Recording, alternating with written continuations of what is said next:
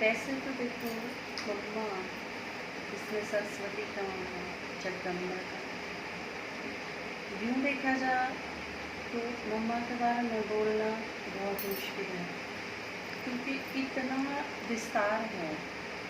चाहे ज्ञान हो, चाहे विद्या हो, चाहे संगीत हो, चाहे और कोई कला हो, हर चीज़ की देवी है, हर चीज़ की जन्मदाता कौन। क्योंकि किसी चीज़ के पीछे में जाओगे, इतिहास में जाओगे, तो देखेंगे कि यह चीज़ कितने आई। तो हर कला का उद्गम जो स्थल है, हर एक चीज़ उत्पत्ति स्थल में अगर ढूंढेंगे तो वो पीछे जाते जाते पता चलेगा कि यह चीज़ सरस्वती से आई। सरस्वती में कितने आई? ब्रह्मा ने दी, और ब्रह्मा में कितने आई? शिव ने प्रदान की। तो हर यो मैंने काफ़ी पढ़ा है, जैसे संगीत की शिक्षा ली, म्यूज़िक जो पढ़ा, तो उसमें हर राग का, हर थाट का, हर चीज़ का, तो उसका जो पढ़ा थे, तो उसमें हैरत हुई इस चीज़ की कि इतिहास भी यह चीज़ बताओ। साहित्य में अगर आप जाओगे और उसका इतिहास पढ़ोगे तो उसमें भी पता चलेगा इस चीज़ का। तो यूँ तो जो इन सारी चीज़ों की जन्मदात्री है, उसके बारे में बोलना, क्योंकि बच्चा छोटा सा हो है, उसके बाद उसमें शिक्षा लेनी है, विद्या की ज़रूरत हो है, और जो उस विद्या की देवी है उसके बारे में बोलना, क्योंकि जो आवाज़ की भी, वाणी की देवी भी सरस्वती ने कहा। कोई बहुत अच्छा वक्ता हो, बहुत अच्छा बोले, या कोई साधारण व्यक्ति भी कोई बहुत श्रेष्ठ बात कहे, तो भी क्या कहेंगे, इसकी जीत है सरस्वती से। तो जो वाणी की ये देवी है, स्वर जिसने दिया, आवाज़ जिसने दी, ज्ञान जिसने दिया, विद्या जिसने दी, हर कला जिसने प्रदान करी, जिससे जीवन इतना सुंदर बना, तो उस मम्मा के बारे में बोलना। और यह चीज़ बड़ी अविस्मरणीय लगे है, और इस चीज़ में देख के कितना अपने भाग्य पर नाज हुए है कि उस मम्मा के, उस ब्रह्मा बाबा की हम डायरेक्ट संतान है। क्योंकि संगम युग, उसके बारे में बोलना, भक्ति में उसका ढूंढना, और लोग जिस तरह याद करें हैं कि हाँ हम परमात्मा की संतान हैं, लेकिन उसमें और हमारे में बहुत फ़र्क है।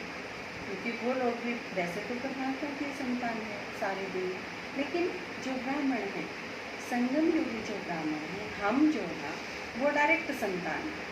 तो जिस सरस्वती की इतनी पूजा है, जिस सरस्वती की एक एक शक्ति खातिर अलग अलग अवतार बना दिए, उसकी सामना करने की शक्ति थी तो दुर्गा का अवतार के रूप में देखा, उसने सहन करा तो संतोषी के रूप में उसकी पूजा करती, उसने सारे मर्यादाओं का पालन करा तो वैष्णो देवी के रूप में उसकी पूजा करी। तो हर तरीके से उसका एक एक गुण, उसकी एक एक शक्ति दिखाने खातिर एक एक अवतार और एक एक अलग अलग देवी बना दी। तो उस मम्मा के बारे में बोलना, वैसे तो क्योंकि पूरा सागर गागर में समझने वाली बात है, और क्योंकि आज आपके पास टाइम भी कम है, शॉर्टेज है, और फिर पापा ने भी बोलना है, तो मैं ज़्यादा नहीं बोलती। पर मम्मा के बारे में जितना मैंने पढ़ा है, जितना जाना है, दीदी तभी जितना सुना है, दादियाँ तभी समय समय पर जितना सुनते रहे हैं, और जितना मेरा अध्ययन है, तो उस आधार पर अगर शॉर्ट में बताऊँ, कंक्लूजन जो मेरी तरफ से है, अगर आपने मम्मा जैसा बनना है, अगर आप वाकई चाहो कि मम्मा ने फॉलो करा, क्योंकि मम्मा का दिन मनाने का मतलब क्या है, मम्मा ने फॉलो करना है, तो मम्मा ने फॉलो करने की जो बात है, अगर वो सहज शब्दों में बताऊँ मेरा निष्कर्ष, तो वो बहुत सरल है, मुश्किल नहीं है मम्मा जैसा बनना। मम्मा की दो विशेषता जो उनको पोशाक में बहुत सहज बनाती है, वो मैंने देखी।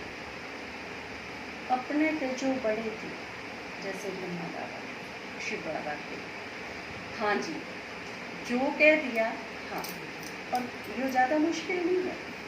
आप अपने बड़ा क्या हाँ जी को आज्ञाकारी, निष्ठावान और फरमान बरदार बन जाओ। वफादारी की कसौटी है, बड़े जो भी कह दें उन्हें हम निश्चिंत करते हैं। आपके प्रति चिंता नहीं होती, इससे यह बात कह तो भी मेरा नहीं मानेगा कि मेरा नहीं यह चीज़ ठीक करेगा क्योंकि आपसे ही अगर कोई बात कह दी और आप उसमें नहीं मानते तो उससे आप नहीं बड़े चिंतित होंगे, क्योंकि पहली चीज़ तो आपने उल्लंघन करा और वह चीज़ जो नहीं मानी उससे आपने नुकसान होगा। तो नुकसान के रास्ते पर जब चलोगे तो बड़े चिंतित होंगे। आपके बड़े अगर आपने लेके चिंतित हैं तो इसका मतलब आप सही नहीं चाहते। आपका पुरुषार्थ है, आपने रुक के देखने की ज़रूरत है कि कित गड़बड़ है या मैं क्या चेंज करूँ। तो मम्मा की सबसे पहली चीज़ मैंने देखी, बड़ा ने निश्चिंत कर दी। ब्रह्मा बाबा मम्मा जब तक आई निश्चिंत हो गई, पूरी तरह निश्चिंत हो गई। हापुड़ में हंगामा है तो मम्मा आप जाओ, अमृतसर में कोई प्रॉब्लम है तो मम्मा आप जाओ, करनाल में कुमारियाँ का झुंड है तो मम्मा आप जाओ, उन्हें सारा ने सुना के आओ। तो यह चीज़ इतनी सारी मम्मा ने संभाल ली कि बाबा ही निश्चिंत कर दिए। ब्रह्मा बाबा जो यज्ञ के आप यूँ कह दो रचयिता थे, क्योंकि ब्रह्मा के द्वारा रचा, ब्राह्मण परिवार जो संगम में रचा वो ब्रह्मा बाबा के माध्यम से शिव बाबा ने रचा। तो ब्रह्मा निश्चिंत कर दिया जिसने, तो आप सोचो उस आत्मा का पुरुषार्थ। तो मम्मा की सबसे बड़ी चीज़ बड़े निश्चिंत। यज्ञ में कितने कोई विघ्न है तो मम्मा आप जाओ और वो सही कर लेगी, या निश्चिंतता कितनी बड़ी बात है। और पूरे विश्व में जो यज्ञ चलना है उस पूरे यज्ञ की जिम्मेदारी मम्मा ने अपने ऊपर ले ली, बाबा निश्चिंत कर दिया, या कितनी बड़ी बात है। दूसरी चीज़ छोटा के प्रति बड़ा के प्रति निश्चिंत कर दिए और हाजी कर दिया, और सारे छोटे जितने बच गए मम्मा ने उनकी पालने की जिम्मेदारी। आप में अगर कोई कमी है तो वह मम्मा की ही कमी है। और यह चीज़ मैं देखूँगी मम्मा ने इतनी सारी जिम्मेवारी किस तरह निभाई होगी, क्योंकि आप सारा में तय एक भी अगर गड़बड़ में चल रहा है तो मैंने चिंता हो, क्योंकि आप मेरे हो, छोटे हो तो या चिंता हुआ तो मम्मा ने कितनी जिम्मेवारी निभाई होगी, किस तरह सारा 24 घंटे मम्मा के जाते होंगे, यज्ञ के सिवा कोई संकल्प है नहीं। तो छोटा के प्रति एक यह चीज़ कि जिस तरह एक उदाहरण है, एक पढ़ा था, मम्मा एक सेंटर पर गई और जो या लैट्रिन बनी हुई हो ना या खराब हो रही थी लैट्रिन और ठीक नहीं करवा पाई, मम्मा चली गई। और जो दीदी थे उसने उन्हें बहुत चिंता की फिर मम्मा ने आना है, और जब वे सारे उठे तो मम्मा इतने नहा धोते तो तैयार हो गई थी, बाकी और कोई काम धंधा लाग रही थी अपनी। तो उन्हें बड़ा लो फील होया भी वो ठीक काम नहीं करे थी, उसका प्रोसेस ठीक नहीं था, तो यह चीज़ तो बड़ी शर्मिंदगी सी हुई। तो मम्मा ने कहा मैं माँ हूँ, हर तरह का कर सकूँ, तो प्रॉब्लम नहीं इसमें, तो मैंने कर लिया, ठीक है काम चला लिया। तो यह इतनी सहजता तय थी मम्मा में ये सारी चीज़ बाय बर्थ कि उसका जन्म हुआ ही यज्ञ खाकर था। तो इतनी बड़ी जिम्मेवारी, इतनी सहजता है कि छोटे सारे हैं वो मेरे हैं, इनकी चिंता है वो भी मेरी है, और इन्हें पालना देने का, इन्हें आगे बढ़ाने का मेरा कर्तव्य है। तो छोटा के प्रति यह भावना, जिस दिन आप में अपने से छोटा के प्रति यह भावना आ जाए, सारे मेरे ही, इनकी सारा की कमी, हालांकि मैं भी बहुत बार डांट दूँगी, बहुत सख्त भी होना पड़ा है, कई बार अनुशासन रखने खातर कई बार सख्त होना पड़ा है, बहुत सीरियस भी होना पड़ा है। कई बार किसी की ज़्यादा ही प्रॉब्लम हो जा तो कचहरी भी करनी पड़ा है, जो कि मम्मा तो रोज़ करा करती सबके बीच में, पर मैंने भी कदे कदे यह चीज़ करनी पड़ा है। तो पता चला है कि उस टाइम भी, लेकिन वह जो चीज़ वो है, आपने कितनी भी बड़ी गलती करा की, कितना भी बड़ा अपराध है, लेकिन उसका तो सख्त भी होना पड़ा है, समझाना भी पड़ा है, सुनाना भी पड़ा है सारा, लेकिन उसके नेक्स्ट सेकंड में ये सारा काम पूरा होया, आपकी कचहरी पूरी हुई, मान लो 2:05 पर उसका कोई असर नहीं होता। आपने की गलती करी, दोबारा जब आप सामने आओगे तो ये चीज़ कितनी नहीं होगी। यो जो अपनापन है वो एक माँ में ही उसका, तो मम्मा ने माती सिखाई या चीज़ें कि आप अपने तो छोटे हैं, उन सब की जो भी हैं उसमें समझाने भी दो, अनुशासन भी रखो, सीरियस भी हो, सही सारी चीज़ उनके क्लियर भी होने चाहिए, लेकिन उसके बाद मेरे हैं तो आगे भी बढ़ा दूँगी, स्नेह में कोई कमी नहीं आएगी। या जो एक बेस्ट कम्बिनेशन हो है माँ में, आप सब जो माताएं हैं उन्हें तो अनुभव भी होगा इस चीज़ का कि वो संतान ने डांट भी दी, भले पीट भी दें, लेकिन उसके बाद स्नेह में उसके बावजूद भी कोई कमी को नहीं होगी।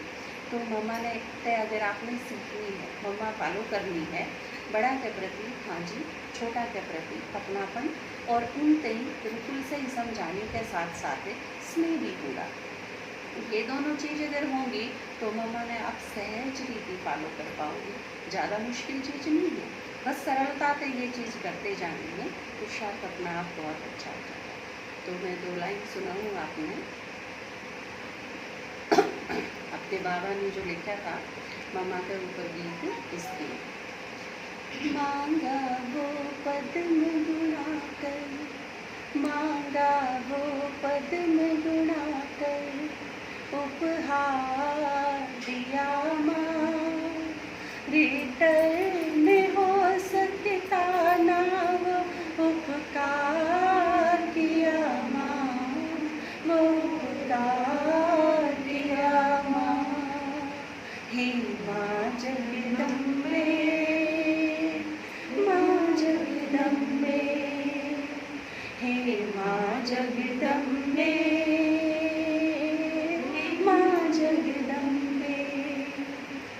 बाली उम्र कोमल कन्या, लिया गोवर्धन सर पे, लिया गोवर्धन सर पे, बाली उम्र कोमल कन्या, लिया गोवर्धन सर पे, नारी नहीं अबला है शक्ति दिखा दिया करके, रोटी को चूर मसल कर, रोटी को चूर मसल कर, रसदार किया माँ, रिटर्न हो सकता ना वो उपकार किया माँ, वो उपकार किया माँ। हे माँ जगदम्बे,